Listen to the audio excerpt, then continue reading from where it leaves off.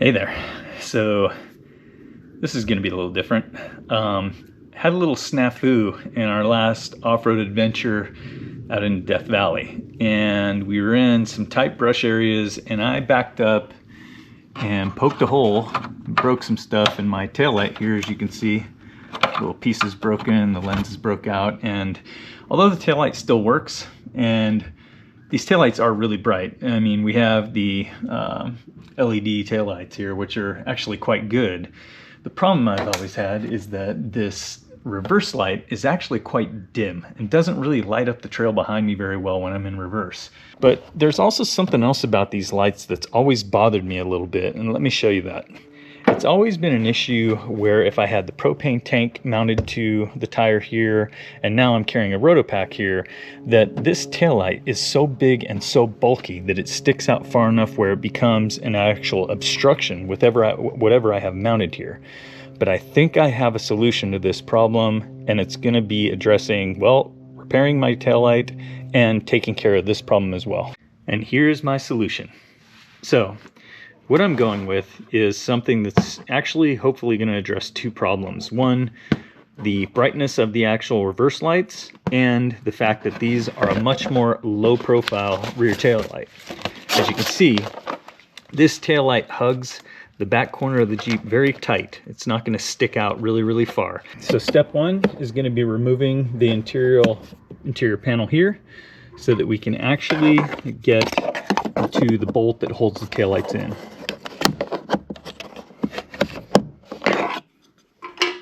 There we go. Now we can actually go ahead and access the plastic bolt that holds the taillight.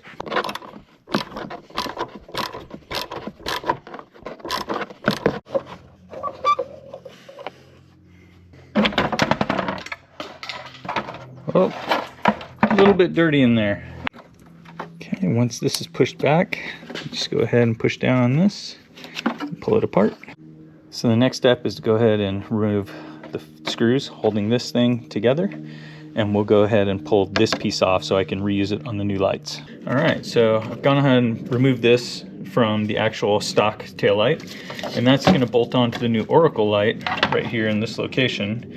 But you're going to want to use their new hardware because these aren't self-tapping. This is actually going into these nuts that are here, and it's not the self-tapping screws that go into the plastic housing of the actual stock one.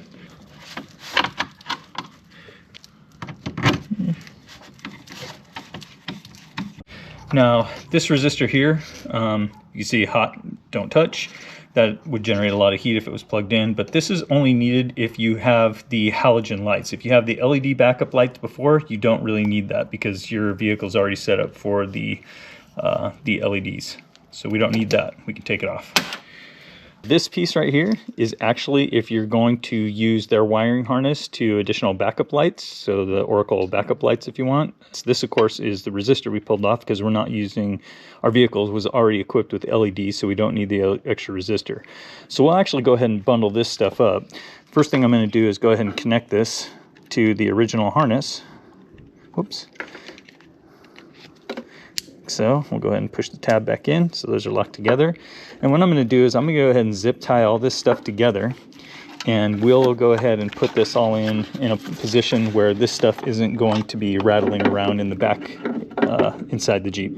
Oopsie, was sitting really, there we go, perfect. Take our bolt, pop that back in to the original housing bracket. Okay, brake light's on, right? Yeah. Hang on, I'm gonna turn it.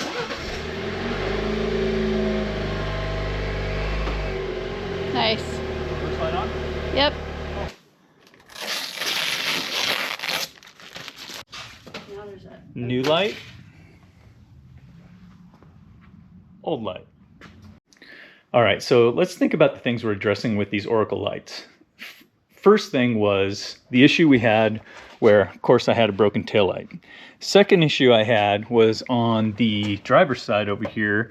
As the tailgate opens, we have obstructions that happen with either the propane tank or the diesel tank or something like that. So it's actually quite large. The other thing I want to say about the stock lights is that they stick out very wide because If you have the motion sensor back here, the proximity sensors, I understand the reason. But if you don't have those, there's no reason for this to stick out this way. And we catch all kinds of crap on the side of this. It's just constantly catching everything. And frankly, it doesn't fit super perfect if you look at it right here versus the actual Oracle light. As you can see with the Oracle light, it actually fits right into the contour of the body here instead of trying to overlap over the top of it.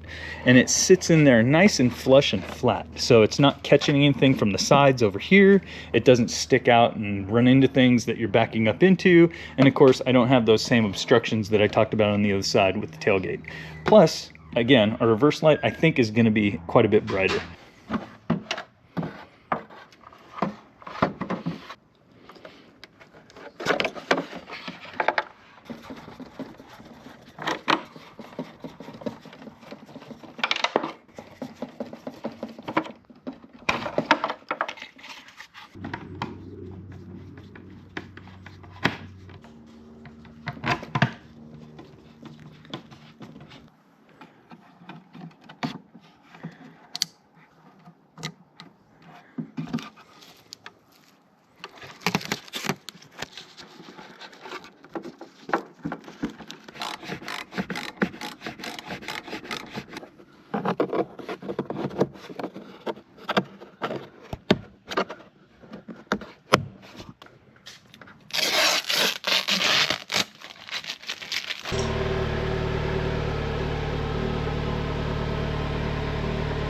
Cool. I gotta be honest, I'm really freaking impressed with the fit and finish of these lights, these Oracle lights. I mean, they fit literally the contour perfectly all the way around.